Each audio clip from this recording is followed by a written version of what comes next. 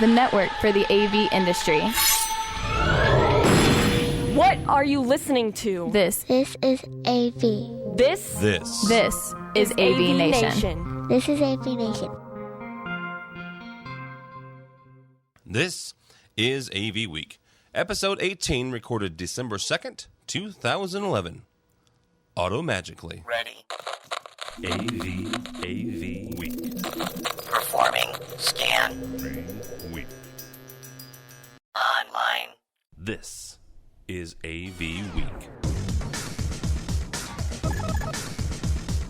AVWeek.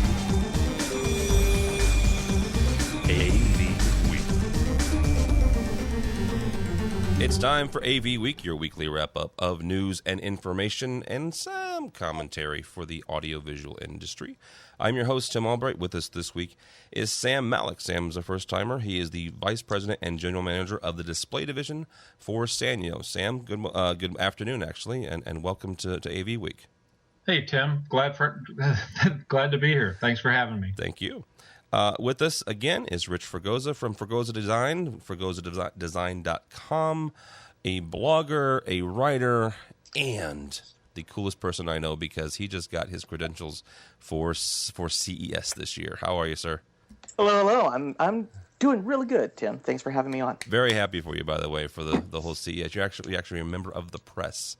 I am I think what was it called? I was calling myself a faux respondent, FAUX, since I'm a guest blogger. Oh, but it's cool though. You're blogging for CE Pro, so correct. So we mentioned that, and also our buddy up north, Matt Scott. He is from Omega Audio Video. Technically, he's from London, Ontario, but he's in the lower 48 this week. How are you, Matt?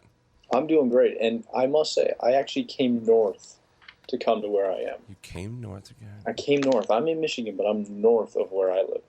All right, I'm just confused by that. So exactly. Today, there will be maps. There'll be Venn diagrams at the end of the show. Thank you. I exactly appreciate where that. Matt is. Yeah, it's not where's Waldo. It's where's Matt Scott's hair. Where's Matt Scott and his hair. So this week on AV Week, we're going to talk about the distribution model in Crestron. President Obama issues an executive order that says, "Hey, y'all, get on that whole VTC thing. Get yourself a Polycom." My question, and we'll go around this, is whether or not microtiles are the new revolution. And CEDIA, is it or isn't it the organization of the future? But first, the reason we even started with my conversation with Sam this week, again, Sam is the Vice President and General Manager of Sanyo, the display division. Gary Kay, who is a pretty good friend of the show, had on his blog on the site this week on rAVe Publications a scoop, according to Gary, where he said that Panasonic, who had purchased a majority stake and then ended up buying the whole thing of Sanyo earlier this year, was shuttering Sanyo, and to use Gary's words, specifically, basically says that for the most part, the Sanyo folks will all need to find jobs. And so I reached out to Sam and said, "Hey, Sam, here's this thing. Would you be willing to come on and talk about it? Would you be willing to go back and forth and kind of explain exactly what's happening with Sanyo and with Panasonic?" So that's what we're going to do. And Sam's going to hang around and put his 2 cents on a couple other things. So Sam, what is kind of going on with Panasonic and Sanyo? Well, Gary published his scoop, and I think he had a momentary imagination that he was suddenly CNN or TMZ or something like that. And the scoop wasn't that much of a scoop, and there were some inaccuracies. I mean, he announced that, Panasonic and Sanyo were coming together, and that's true. Panasonic did acquire Sanyo. They bought half the company a year ago. They completed that last March. And so we've been in transition mode of planning, how to bring these two companies together.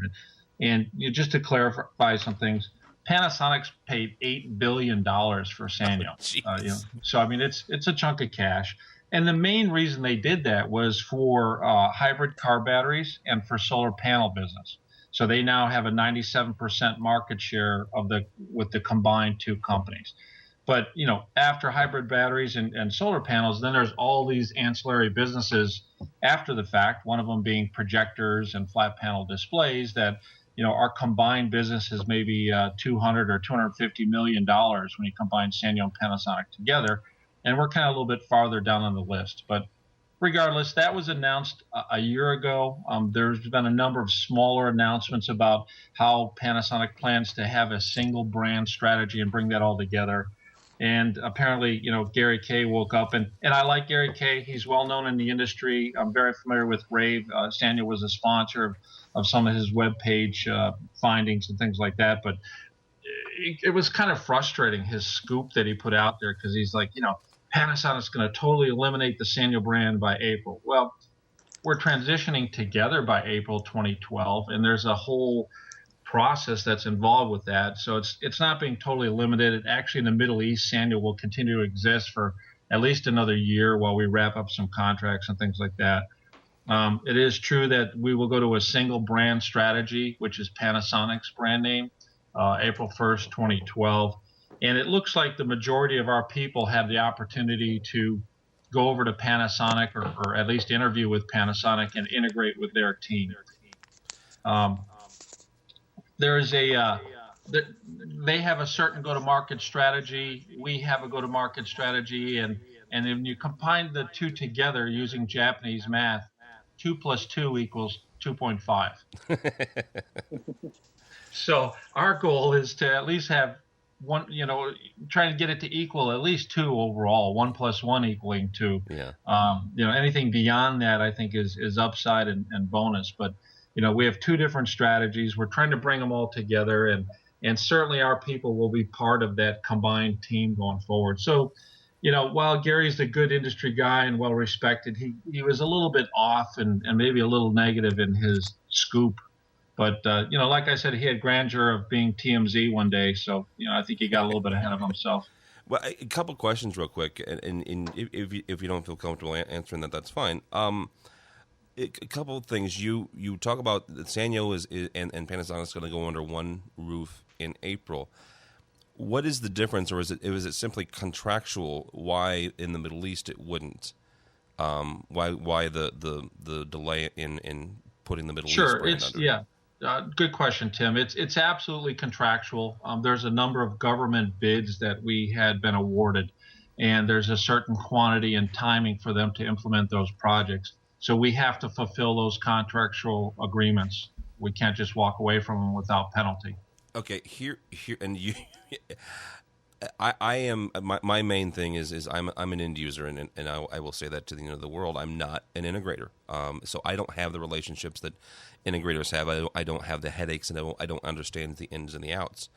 Why not keep both brands? Again, as an end user, and my main thing is education and house of worship. Sanyo is beloved in both of those markets, where Panasonic isn't necessarily hated, but it's almost like Panasonic is.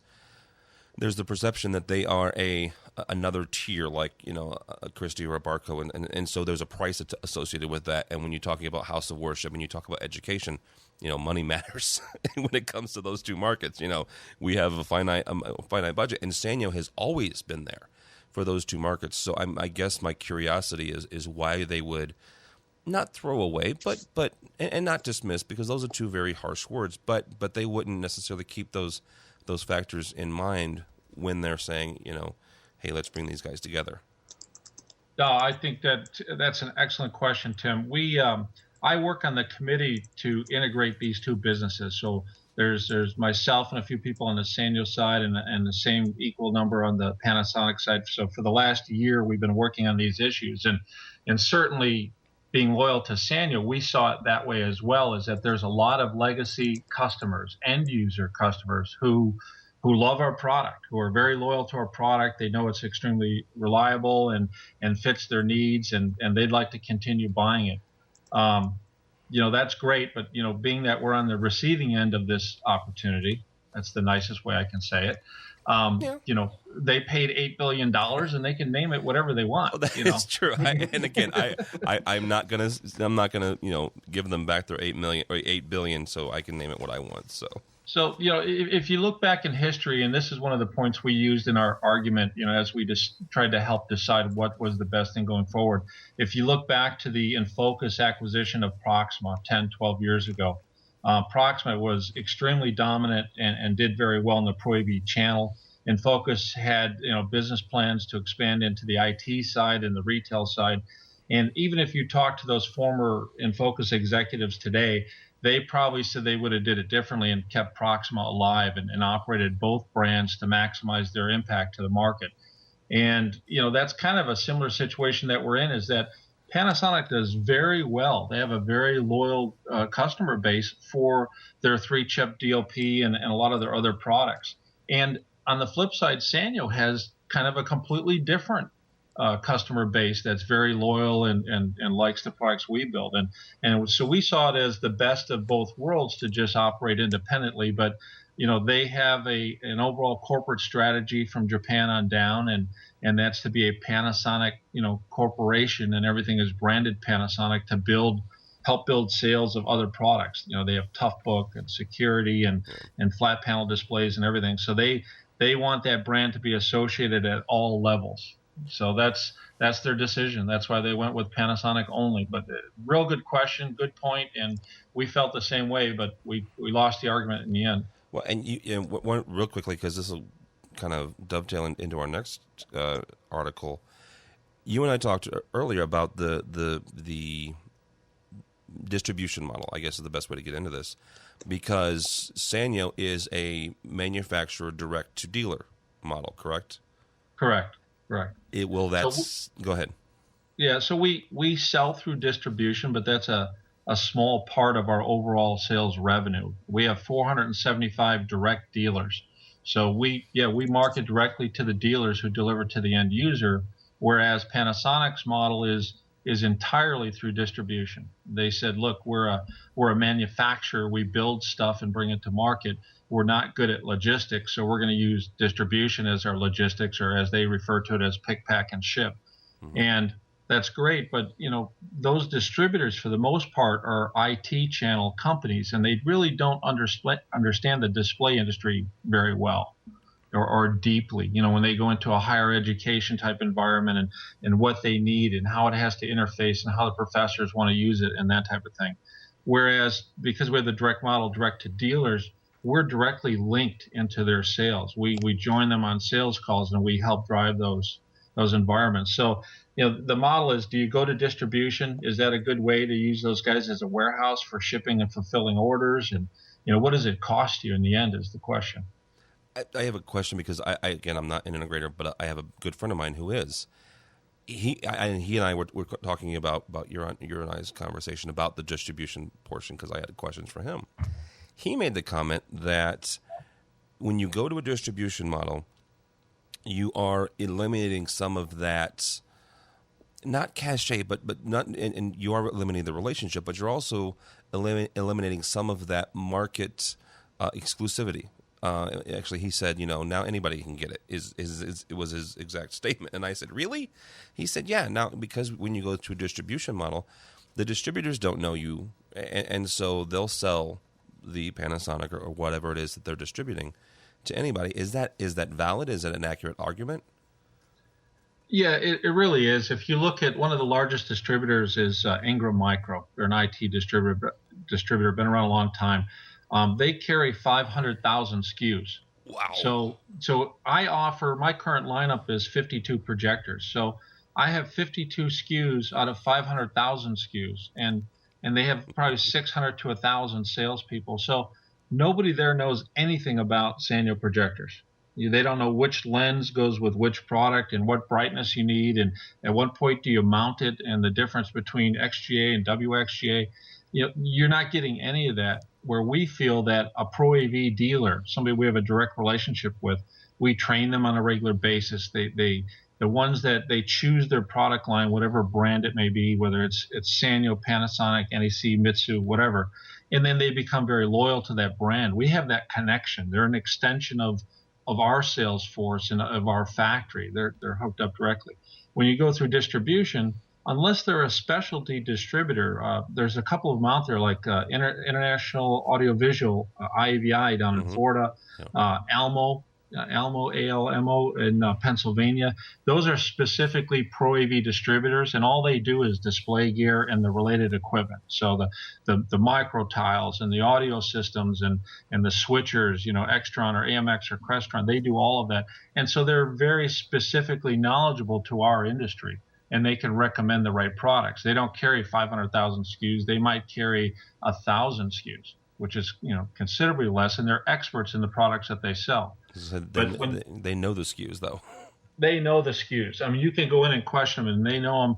Almost any brand, even if it's not one they represent, they know what it offers, what it does, the pluses and minuses, et cetera. Whereas if you go to an Ingram Micro Tech Data, good luck, to find somebody. Can I ask a follow-up question to this, though? Because this kind of brings up a conversation, one of the podcasts that we had maybe a month or two ago, in that, one of the issues, and again, I'm coming from primarily the residential side.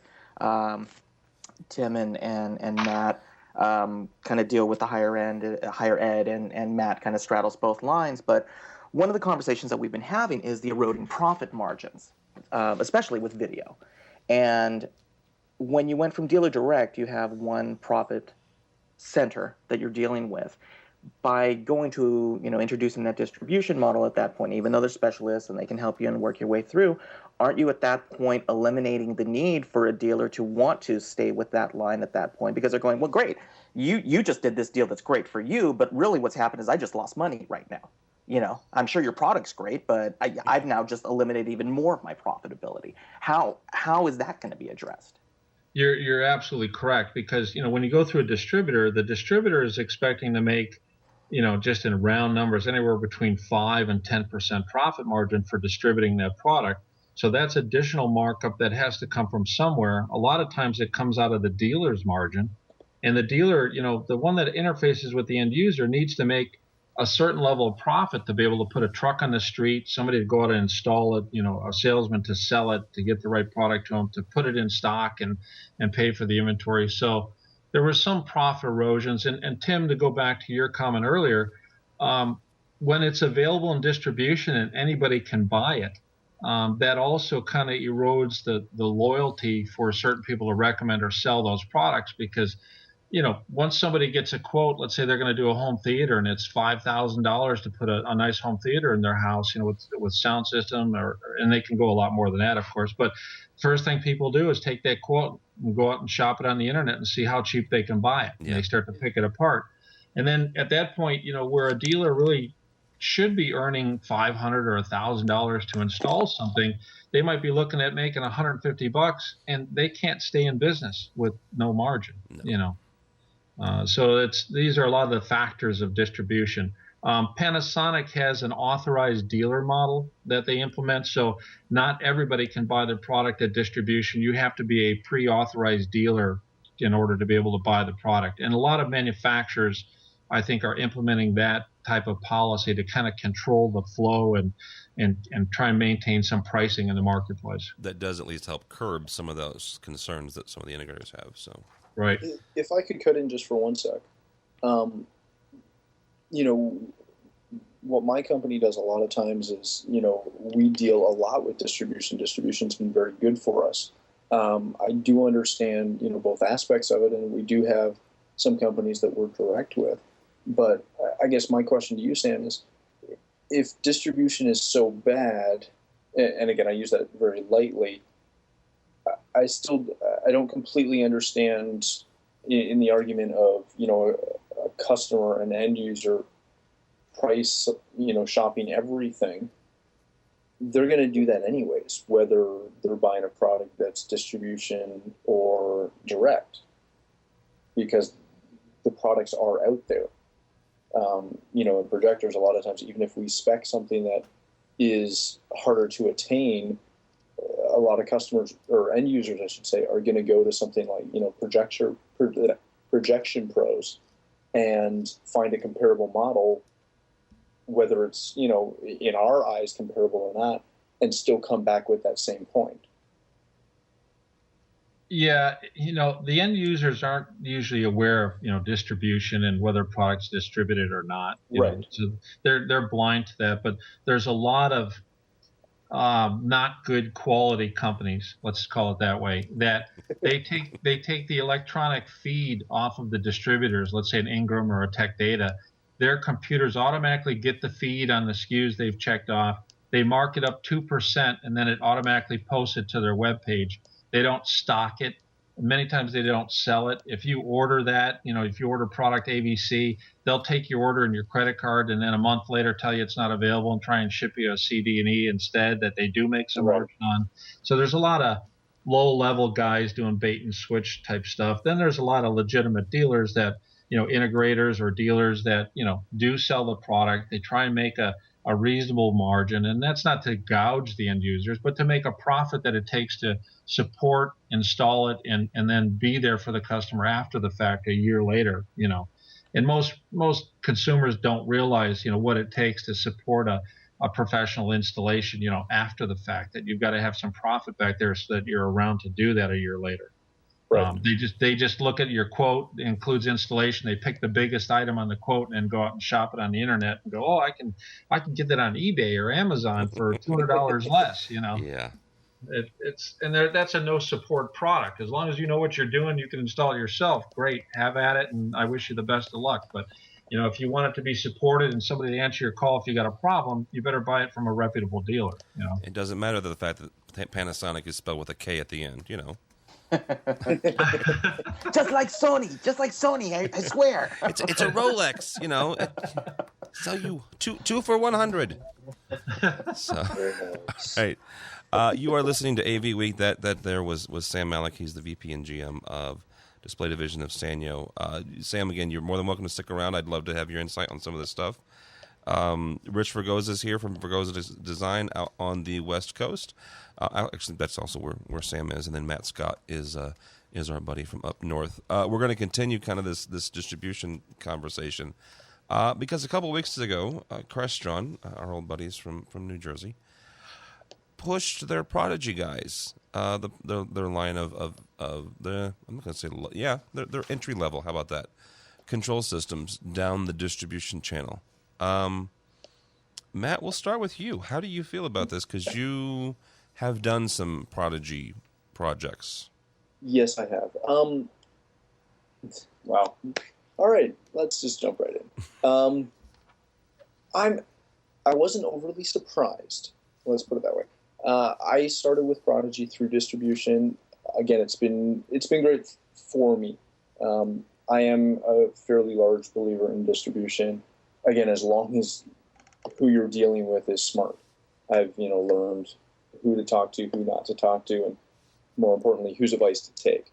That being said, I'm not overly surprised at this, that they're moving it across. My issue and my concern comes from the fact that, yes, it is a Crestron piece, and yes, it is, their entry-level product, but they're still apples to apples. That line is fairly, when you're just looking at the basics of it and what it does, the control system aspect, not all the accessories, it's still a higher priced item than, some of the other offerings from, RTI or any of the other companies out there. Control 4, Savant. Exactly. Yes, it's still, a Crestron piece and has that whole backing. But my major concern is that now that they've gone this way, it's no longer Crestron. It is now Prodigy. And what I mean by that is there's not a single piece of marketing on the box that says Crestron. There's nothing on the units that say Crestron. The website is not even Crestron. There is no reference to Crestron whatsoever. So for me as a resi dealer, when I went to sell and spec Prodigy, one of the biggest, and I mean the biggest selling point of this system was the fact that it had Crestron attached to it. Yeah. So yes, I will still have customers who know that Prodigy is Crestron, and that will be a selling point for them. But for a lot of my customers who don't care, and they just don't care because they don't know what, Crestron or AMX or they don't know what these companies are, what they mean, etc. They just want the solution. So when I go to sell them one of these solutions, it does very quickly still become a very upper echelon solution, but with only the Prodigy name to back it up. So for me, that's hard. And the only other slight issue I take with it is that, we've kind of had a couple support-related issues, so we say politely. And I even had a friend of mine from the southern states who called me like a week ago after this had already been announced with a Prodigy problem that I was trying to help him work through. And I asked if he had called Crestron to, just essentially get their tech support to figure it out opposed to me doing it. And he said, yeah, he called and was told that, it's no longer a Crestron product directly, and we're not supporting it, no matter what their press release says. So how do they confuse them? Because my understanding is that it's still a Crestron product, so I would still, I'm in St. Louis, so I would still call Chicago for tech support. Yeah, and I'm probably going to get a call from my Crestron people once this airs. But, that has been my concern too. I've been on a couple projects out of my local area where we've run into situations, and I've called, True Blue and got a response of, well, you need to talk to your distribution reps. And really? Yeah, and that was not a... What? Well... Now it's all... And again, this is just strictly my personal experience. I know. And I've had a couple projects where I literally got stuck in that, okay, well, you need to call this, and then you need to call them, and we can't, da-da-da-da-da. And for me, I don't care who fixes it or how it gets fixed or who rectifies the problem. I just need it rectified because, again, we're trying to sell this product. So that's kind of, I must say, when I read that part in the press release, that, it was still going to be supported by Crestron, et cetera, et cetera, et cetera, that was the biggest part that made me say, well, hold on. Not my experience. Yeah, and again, this is strictly my experience, and, if my Crestron reps listen to this and call me up, look forward to your call. Rich, you do both. I want to, I would, and interestingly enough, this might be one of the very few times that Matt and I disagree. Get him. This very well may be our very own 48th parallel. Hold on, just before you jump into that, let me just say, long and short of all my, my couple little issues I had, they were all fixed, and we had no problems with it, and True Blue came through. Like, now you're backtracking. No. What I'm saying is, I have been stuck in those loops of you need to call so-and-so, you need to call so-and-so, I'm sorry, this is a distribution product, we can't help you, you need to call them. And me just following up and, pretty much going through the whole, you know what, I'm going to call True Blue till I find someone who's going to help me. Yeah. Because it is a Crestron product. They are going to support it. I know they're going to say, in the end, I will get this solved. It's just I have had the runaround to get there. That's all. Go ahead. Now that he totally backtracked into your corner, Rich, go ahead and hit him. Whoa, throw me under the bus. I will say that for a dealer starting out or a dealer who is kind of focusing on that Prodigy line and is basically combating the other ancillary lines, Control4, Savant, RTI, et cetera, et cetera, et cetera. And again, coming from a residential standpoint, this one's pretty near and dear to my heart for a couple of simple reasons, is that I actually understand the logistics of this. And the reason is the same reason why, even though Cisco bought Linksys, if you are going to deploy a Cisco ASA 5505, you need to be certified, okay? Yeah. If you're using a big device, if you're using a powerful device, you need to have the training in order to properly deploy the device. And, this is my 21st year with Crestron. And it's, everybody knows I've made my career basically, salvaging projects that dealers came in with expectations that sold clients on, but didn't have the programming abilities to either design it properly or, more importantly, program it properly. So we were constantly dealing with my Crestron system is a piece of junk. No, The Crestron itself wasn't. The company originally hired to deploy it was probably feeling that they could afford to be optimistic because they read the material and went, gosh, anybody can do this. This, to me, tends to stem around the system builder concept. And again, Crestron now has basically two approaches to programming. One is the approach that we've always had, which is simple Windows, which is their object-oriented programming language. And it is a Simple Plus. programming language. And Simple Plus. These are programming languages. System Builder was the approach to say, if you don't have a programmer on staff, or if you have a very competent technician, you can potentially, drag and drop this and let this builder, this wizard. I mean, it's a giant wizard. I mean, let's face it. It is, but real quick, that to me, you have to have some understanding of logic. Some, not a lot. Not as much as you have to do, obviously, with Simple, but have some understanding of logic, like flow.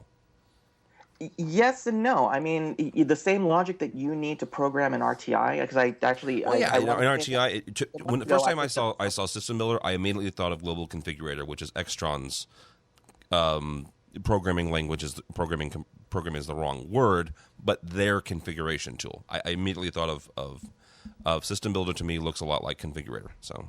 Right. And with Prodigy, I mean, Prodigy was an answer to be able to say, yes, we do have a device, and we will do it. And by the way, it isn't Crestron. And the simple reason why it isn't Crestron is because we have to be able to define a boundary of what this can do, but more importantly, what it can't do. And I think where a lot of the problems were coming across was that people were selling Prodigy as Crestron, if that makes sense. So they were saying it's affixed to the Crestron name. And they're saying, oh, absolutely, for this unit, which is, a third, a fifth of the cost in our Wizard software, we can run, a 30,000 square foot estate, no problem. We'll just keep adding stuff on. I've heard these stories, where again, in an effort to, be in a competitive bid or God knows what. I mean, I've just seen the oddest things happen where they figure, well, since it's part of the same family, well, it should work, shouldn't it? And they're sitting there going, hey, look, a P-amp 4x100 is X amount of dollars, and it's just as good as that 16x60 at 9 times the amount. And look, we can just gang them all together.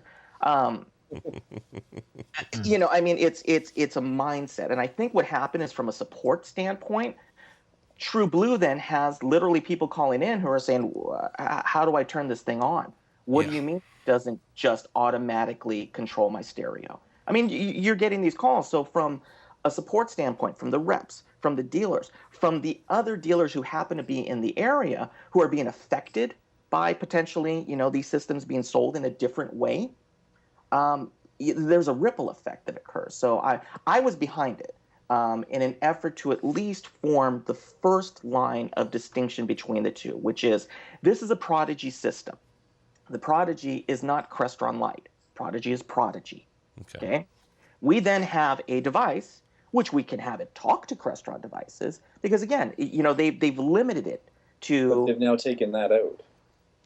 I believe that there's. That's what my district rep told me, was that this is no longer going to speak to any degree with any Crestron system.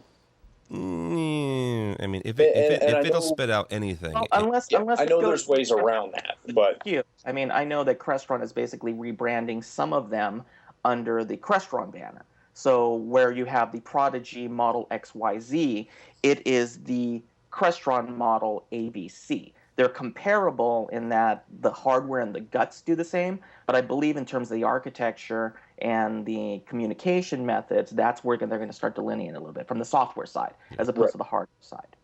Again, kind of the difference between, a Linksys router and a Cisco router. I mean, they both do the same thing technically. One just does it across an enterprise as opposed to a residence. And Rich, that right there is probably the best explanation I've ever had of the Prodigy line in general, and why they're going to the distribution model. That makes sense. It really does. Yeah, and again, I'm not so concerned with the fact that they've gone the way in which they have. It doesn't bother me as much from, again, the business side. For me, it's more, the fact that that was one of our biggest marketing sides. Is it just when you have that Crestron name, that does help you market it with the Crestron name. Yep. Granted, I've been told by, multiple different, Crestron dealers that what I've done and what my company has done in, our pursuit, shall we say, of Crestron has been not, essentially just not normal. I would agree with that. I would agree that you are, in my experience, the exception to the rule. Again, I'm in the heart of the Silicon Valley.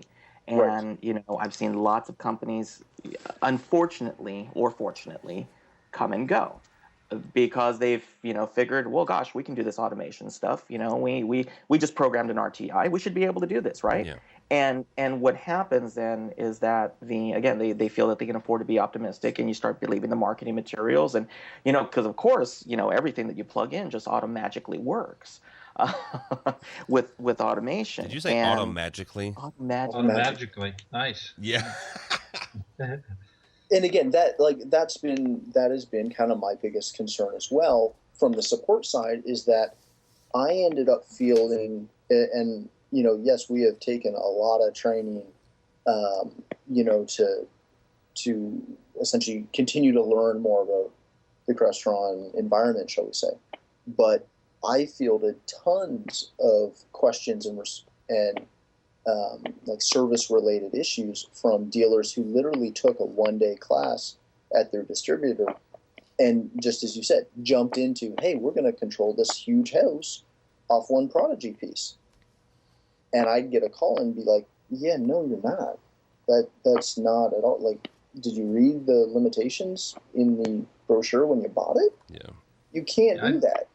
I think also that this is why Crestron is, and again, I had actually, I will admit, I'm the first to admit, I fought this tooth and nail in the beginning, because I felt that it was it kind of took all of my experiences and said, yeah, we don't really care about it, but Crestron pushing towards their own internal certification, in terms of their levels, where they've got designer levels, programmer levels, and CAPE levels. To be able to say, look, we've at least verified that you have the minimum threshold to be able to do this. We are controlling that we know at the very least, even if you cruise through with a D-, we know that you actually at least read it. We know that you attended class. Yeah. Where when Prodigy was first introduced, let's face it, the basic quote unquote dealer requirement was that you had a pulse and a bank account with positive status. Oh yeah, if you could buy the demo system. If you could buy it, exactly. Yeah, you could sit through the half day of training, pay somewhat attention, and you're good to go. Go ahead, Sam. Yeah, from the manufacturer's viewpoint, I'm hearing things a different way. You guys have been involved and experienced with Crestron for 20 plus years, is what I heard you say. The manufacturer is looking to expand their market share and increase their sales. So from top down, being as involved as you guys are, I completely agree with how you're viewing it. But for them to expand and garner more market share and increase their sales and sell more product, more boxes, from a bottom-up standpoint, they see opportunity. They're going to find people who've never even known what Crestron is, who think that this is going to solve all their problems, or they can start selling it to areas they've never sold before. Fortunately for you guys, you get to go in and do the cleanup and make money on the backside to actually make it work the way it was supposed to start with. So in that light, Crestron's doing you a favor. They're helping you drive business for the next 5 years, right? Well, yeah, but Sam, I'm going to bring this up because this is very, I have this conversation with manufacturers and with senior management sometimes about this. Where does your manufacturer accountability come in that, though? Because the accountability is to the stockholders, and each quarter we're expected to have the same level of sales or more, including increased profitability. So who do I send the bill to at that point when? Obviously, from the bottom-up approach is great. You added on 50 new people, you moved X amount of boxes. They've now, in essence, potentially sullied the name and the equity, the equity in people's trust, and goes down. And now person B comes in or person C comes in who, like you just said, gives me 5 years of extra business. And great, it serves my business model. I make my living doing this, But see, here's the thing, and not to split hairs on this, I see Sam's point where, yeah, he has stockholders to that he's accountable to. George Feldstein's not accountable to anybody. Mm-hmm. I mean, Andrew Edwards isn't accountable to anybody. These are wholly owned companies that don't have stockholders. I could be wrong about the Crestron part, but I don't believe so. And that's the other aspect, is that, because they're private, they can kind of do whatever they want to some degree. But, I think the bigger picture is the fact that, yes, they're bringing it down, which, in all honesty, we need more good entry-level systems. There are too many entry-level systems that are sold with this pie-in-the-sky idea of what they can do, and the end user is always upset because they don't do what they're sold on being able to do. Yeah. So the plus, like my biggest plus with selling Prodigy is when I put it in, and when it's, when that install is finished, I can guarantee that it's going to work the way I put it in and designed it to work. I know that end user is going to be happy and it's going to work. And for me, that's, not that I can't necessarily do that with RTI or URC or Savant or whoever else, you want to use, but I can guarantee pretty much when I put that Crestron that Prodigy system in, that it's going to work. So for the entry level, customer in essentially the Crestron world, that's a great product. And yeah, they can sell more stuff. And it gets them, it gets them in the door for some entry level stuff. We got to move on to some other topics, guys, because we could obviously talk about this one all day. Obviously, this could be a show special. Yes, it could. You're listening to AVWeek. With us is Sam Malik from Sanyo. He's the VP and GM. Rich Fregosa from Fregosa Designs, and our Canadian buddy Matt Scott. This is the time when we step away, and if you don't have a job, listen. If you don't like your job, listen, because it's the AVWeek Job of the Week. Hi, this is Marty Raymond from AVJobListings.com, and this is AVWeek's Job of the Week. This week we have a job from Crestron. They're looking for an applications engineer, and everyone knows who Crestron is. They're the leading home automation and commercial automation company out there, and this week they are looking for an applications engineer at their New Jersey facility. And here are the criteria that they're looking for in this particular position. They're asking for someone who's an energetic individual that enjoys solving problems and providing education on hardware and software integration. Mostly the duties are creating and maintaining cases that detail all of the problems that a customer is having and providing all the necessary steps to solve all the issues. There will be special projects assigned. The work at Crestron is very audio-video intensive, and that allows you to work with and have access to some very exciting technologies. The candidate that they're interested in will need to have a knowledge of AV products, system design and control, good sense of networking and computer skills, excellent verbal and written communication skills, problem solving and problem analysis, and ability to work in the U.S. without sponsorship. They ask if you do have a bachelor's degree in computer science, networking, or electronic engineering, that's preferred, but it's not necessarily required. And in lieu of a formal degree, Crestron would require at least 3 years of experience in any of these fields, particularly in computer networking or AV integration. So if you are interested in this position, please visit our website, avjoblistings.com. Scroll through, you'll see the applications engineer position, and on that you'll find the instructions on how to apply for this exciting position. Thank you, and we'll listen up next week for the new AVWeek Job of the Week from avjoblistings.com. Welcome back to AVWeek. You're listening to Sam Malik from Sanyo, Rich Fregosa from Fregosa Designs, and Matt Scott from Omega Audio Video. Politics aside, guys, I don't care if you like or hate President Obama. He put forth an executive order entitled promoting efficient spending. I'm doing the air quotes. You can't see me because we're only on radio or on audio here. I sense them. You sense them. Thank you. I sense them. The basic of this is he's trying to cut down money. And part of it was, I think, silly. Don't stop buying pins and T-shirts and handing them out at like GovCon and stuff. But the other thing he said, and this is where the AV part you're gonna see AV Dawn petitioning the front lawn of the White House on that one. So she's gonna be carrying the sign. It's like, I want my swag. You know what? I love AV Dawn, but she came back with some really cool stuff at GovCon. But his thing was he wants public employees, not in so many words, to basically hook up their video teleconferencing systems.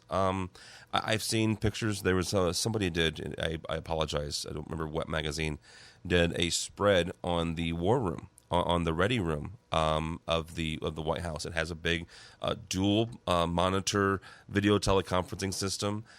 Basically, he's saying if you can do it with a VTC, do it. Because a VTC and using video conferencing is a lot cheaper than jumping on a plane. Sam, you said you came back to Chicago. Sam's from Chicago, which is not my neck of the woods, but Midwest is the Midwest. Does the president make a point here, or are we just making hay because the president mentioned AV? Well, in my opinion, they've already spent the money on the gear, so yes, they should be using it. But I think Obama should live by his own words and quit flying around the country for fundraisers costing us millions of dollars. But, hey, I don't want to get off on a tangent. He went straight into that one. Boy, that was just... Can you put it on a bigger tee next time, Tim? I tried, Matt, you're not from this country, so you don't have a vote. No, hey, come on. Just downright cool. You know what? I can't have you on and not make fun of Canadians somehow. So trust me. My biggest statement when I read this was about time. And the only reason I say it with that slight disdain is the fact that this is the president who prided himself on his use of social media. How technical he was. Oh my gosh, check out this. I know how to use a BlackBerry. He probably should have used an American company phone, but that's okay. He probably shouldn't have used a BlackBerry. Well, yeah, it would have worked better. But that would have been perfect with an iPhone, though. Right in the middle of some kind of conference with the world leader. Can you hear me now? Can you hear me now? Can you hear me? Oh wait. Oh, dang you, AT&T! Yeah, but he could have it on Sprint now or Verizon. Verizon. Yeah, it could have gone Big Blue. Or Big Red, I should say. But, again, this comes down to that whole, really, we needed a presidential proclamation to understand this, that we should finally start to use some technology effectively. I saw that spread on, I think it was Commercial Integrator, but I could be wrong, on the War Room, and I got to say, I wasn't that impressed. I kept expecting to see some really, really cool gear, and it was eh. Well, they had an AMX touch panel, which I was impressed with. I mean, the fact that they have a touch panel, personal preference, I would have rather seen a Crestron, but that's a whole other issue. Or an iPad would have been perfect, whether it was the Crestron, the AMX, or even the Extron one. Just for clarification, it does rotate per administration. Does it? Some Yes. administrations, Okay. Yeah. I actually put a system in the private residence for one of the prior POTUSes. So, yeah. You've been holding Of course out. you did. I did it in conjunction. With a friend of ours. Actually, the funny thing was that we had our aspect ratios were bigger in Texas style. Kid you not. Okay. See, that's all you had to say. That was cool. But see, that surprises me because, and the president has never. Okay, let's first of all get things into context here. The Apple is only 34, not quite 40 years old. So the presidents who we've had since the revolution of the PC haven't exactly been on the cutting edge of anything. I mean, you're talking about Carter, Reagan, Bush 1, and then Clinton, and then Bush 2. So I don't know that these guys are Steve Jobs or Bill Gates when it comes to technology. So that's why I was impressed even that Obama is the first BlackBerry president, He's the first technology president, I would say. And so that's why I was impressed. And again, maybe I'm making hay because, the president mentioned AV. Well, I mean, it's nice. At least it's publicized. I mean, a directive is a directive at that point, which is if the guy in charge says, hey, you need to start doing this, do I wish that there was some potentially more socially redeeming things to focus on? Yeah, but it's not a directive, though, Rich. It's an executive order. There's a difference. All right. Well, I guess, he's generating jobs somewhere. I mean, it helps. I guess anybody that encourages the use of technology, I'll give him points for that. Right? Yeah, exactly. Bottom line for me is if he has brought more, knowledge to video conferencing and our industry in general, the more the better. And to Sam's point, and not to pick on the president, but he could. President Obama used to love doing town hall meetings. He could do, multi-site town hall meeting. I don't care what VTC company he uses, and tell me that wouldn't be a kick in the pants to whether it's Polycom or Cisco now and Tandberg or LifeSize. But who's to say that they wouldn't have like somebody with like a little mocap suit on, on the president's side, and just some random guy is, some avatar of the president at that point. It's Max Headroom, the Max Headroom town hall at that point. That would be cool. 15 minutes into the future. He does his Twitter town halls. Yeah, but Twitter town hall is different than actually seeing the president on the screen on the other side of. I agree, but you got to remember we're talking about A, the U.S. government, and B, the presidency. They're not. You can't shoot him through the screen. No. I know that, but what I'm saying is they don't like to make themselves that vulnerable to anything. Yeah, I would take issue with that, though, because Did you notice one part about this press release, though, that kind of fell between the lines? Is that what it says is, quote, they should designate a senior level official to be responsible for ... which means either they're going to pay somebody more to do it, or they're going to get another person in the bureaucracy whose only responsibility is making sure to follow through on the executive order mandate for video. You guys ruin everything. He's creating jobs by doing it. Don't you understand? This is his jobs program. He's going to create jobs one way or the other. Okay, now we need somebody to run the video conferencing. What do you do? I'm the guy who plugs it in. I need to call Marty. I've got the IP address. I'm holding the key. Oh, jeez. The undersecretary of IP addresses. That would be so awesome. No, we have to have two because one holds the IPv6 and one holds the IPv4, guys. Absolutely. And then the other one has to be in Dewey Decimal, just to make sure that we retain our historic. Now, see, you just lost half of our audience by even saying those two words. Yeah, but they're so awesome together. They are. I'm bringing it back. It's kind of like I'm bringing sexy back, but it's Dewey Decimal back. I'm bringing Desi back. I'm bringing Dewey back. I'm printing T-shirts now. Oh, it's a Dewey Decimal thing you wouldn't understand. There we go. You're listening to AV Week still? Yeah. From the Sacramento Bee. This is from Clear One. This is half press release and half, me asking a silly question about renewal units.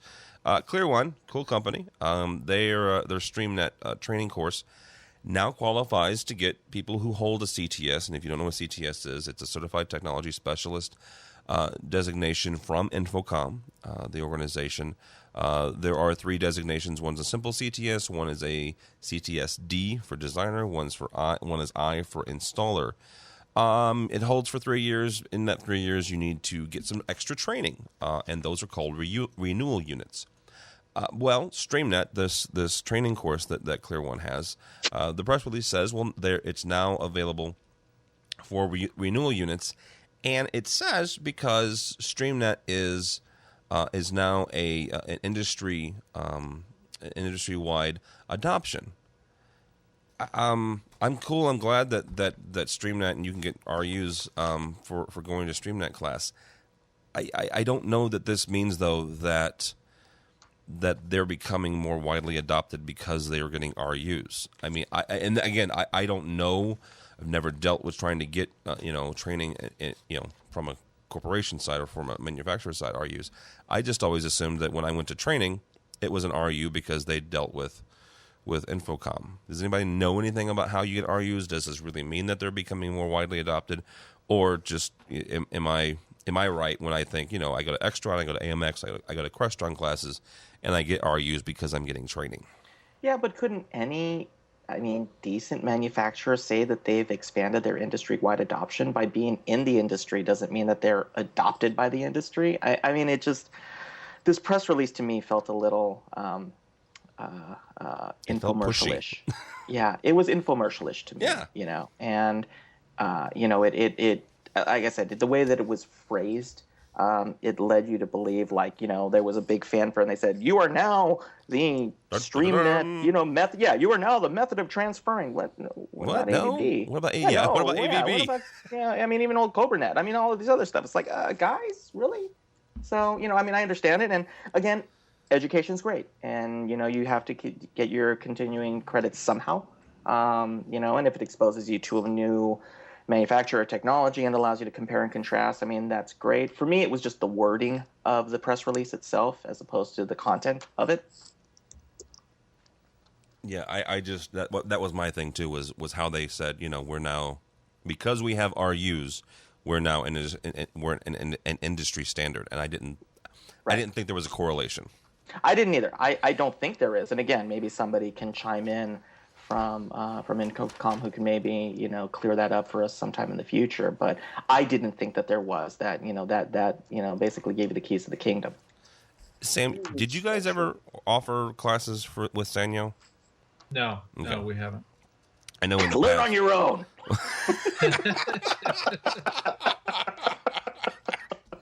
I got shareholders to answer to. I can't educate you.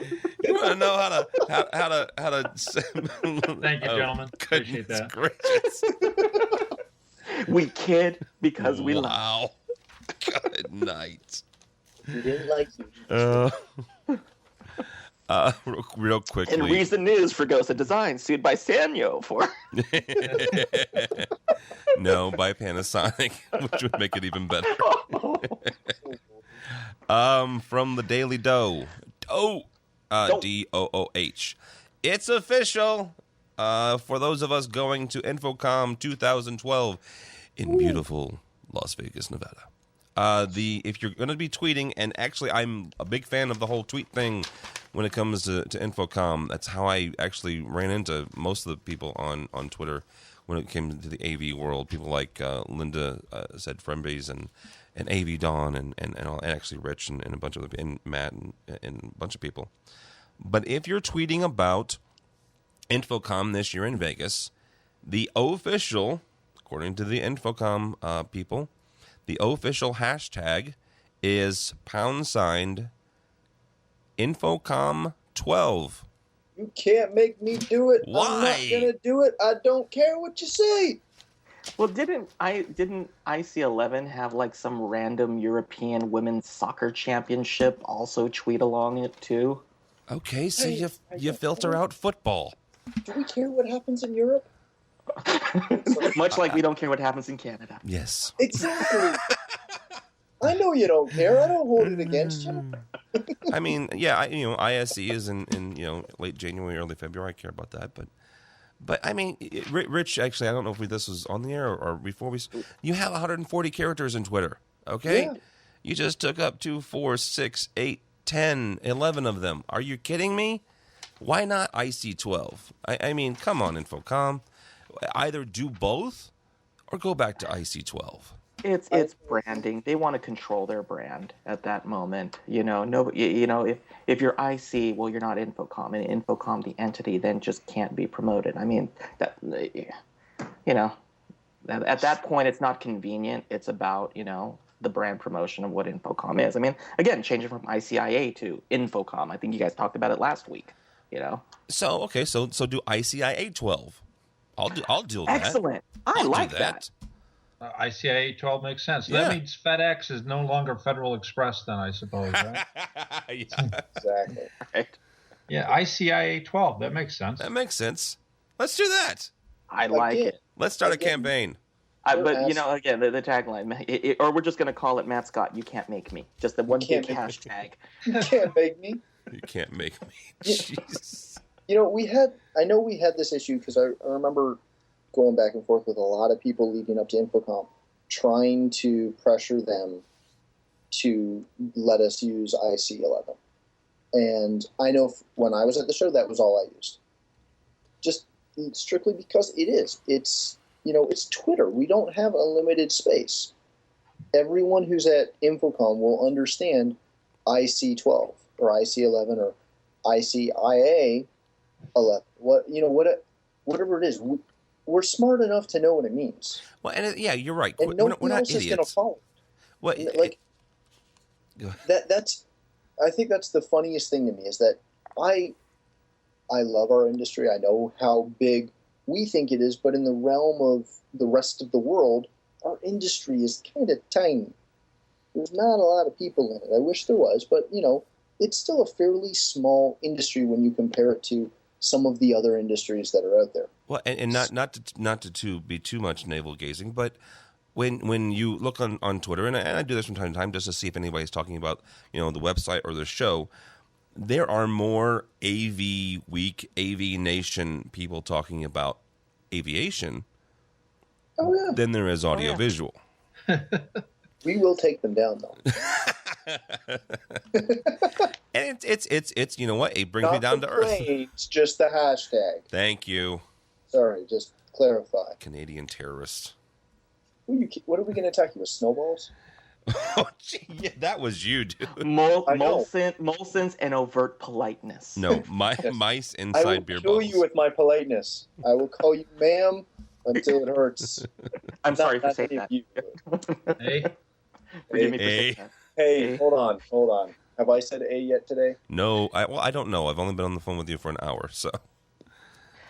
This one seemed like much ado about nothing on this one, which is like, probably it almost incites people to not use it at this point. It's like my 5-year-old. Don't do that. Okay, don't do that. Great. I like ice. We're nothing but 5-year-olds. I like ICIA 12. I really do. it. Let's do that. At least the four of us. Yeah, exactly. Yeah. We're the only ones who follow each other anyway. Oh, so. yeah, that's true. Sam, We'll all go to Infocom and talk amongst ourselves. Sam, do you have a Twitter? yeah, I'm a projector guy. Projector Guy. Okay. Nice. Sam is at Projector Guy. We'll mention that again at the end. So, real quick, speaking of the end, our buddies over at Commercial Integrator, they're a magazine. If you don't get them, and you're an integrator, you need to. They have a list, and they had the 17 Twitter feeds integrators must follow, and I'll go through them real quick. And I'll just tell them thank you because they actually put us on the list. One is at Infocom, which kind of makes sense if you're on the Twitter thing. Another one is NSCA Systems, NSCA_systems. CompTIA makes sense. Project Green AV and Gina Sands. AV job listings, our buddy Marty. He does the AV job of the week for us, but that's his Twitter. DS Expo and DS Foundation, ISCE Events and ASIS International. Gives you an international flair. Women in AV. We are all a big fan of the whole Women in AV and the wave thing. And just about that, I'll put a link on our website again because their meet and greet is next Friday, December 9th. And it varies at times. I believe it is 7 Eastern is the start, and then 7-6 Central, 5 Mountain, and then 4 Pacific. So if you want to meet other women in AV, go to wave.com. I think is the website, but I'll put a link up on our website. And then AV Chat. And then, he also mentions us, the whole AVNation TV. So I was very humbled by that. So thank you to our buddy Craig McCormick. So. Well, and kudos to you for, being able to provide such quality information. I love being on, but on top of it, I love listening. So I don't do that. I just get people smarter than me to tell me what they think. So that's what you three are for. Because I don't know nothing, man. Hey, Tim, how about a shameless plug for the group I've got going on? Oh, absolutely. LinkedIn? Yes. Do that. LinkedIn, it's AV Industry Professionals. You can search AV Industry Professionals. We started about a year and a half ago. We now have more members than ICIA with 10,200 members worldwide today. Great networking center for jobs, projects, and staying in touch with folks you need to know in the industry. So excellent. Yeah. Welcome to join. If you're in LinkedIn, go there at AV Industry Professionals. So, and if I'm not on before the end of the year, hopefully you guys will be able to catch my guest blogging stint on CE Pro at CES 2012. Looking forward to hopefully bringing you guys some informative stuff and hopefully some very interesting and odd things from the show floor. Now, how is that going to work? Are you going to? And if you haven't worked out the logistics yet with Julie, you can say go buzz off. Are you going to be blogging straight to the CE Pro website? It's going to be a two-step. The logistics so far is that I will be uploading to CE Pro, and then CE Pro will be blasting it out, and then I will probably be doing some of my own in the moment.